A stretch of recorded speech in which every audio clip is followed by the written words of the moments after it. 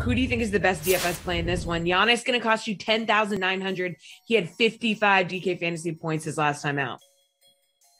I think you have to go for Giannis in this one. And even though the price point is really high, he absolutely dominated the Bulls for basically the first half of that game before everybody started missing shots on both sides of the ball. So I think Giannis has another big game here. I think Budenholzer plays him more in this game after only having, I think, about 33 or 34 minutes in the first game. I think he plays Giannis more in this game. And I think he tells him to be more aggressive, especially if the Bucks aren't hitting perimeter shots like they weren't doing in game one.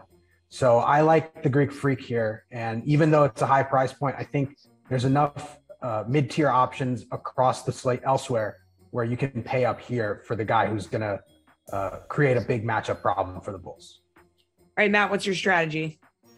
In theory, I totally agree. The problem for me is I don't think this game has that much of a chance to stay close. And I think Giannis will play really, really well. And I think the Bucks, like, unlike in game one where they seemed to forget they were in a playoff game at the start of the second half, I think this one they actually finish the job and go up 20 or so points in the second half. Maybe Giannis plays a ton of first half minutes and even third quarter minutes, and he may have a huge fantasy game up to that point. But I think we see some of the Bucks backups in this game in the fourth quarter, honestly. And the guy I like the most for that situation is Bobby Portis at 5,500.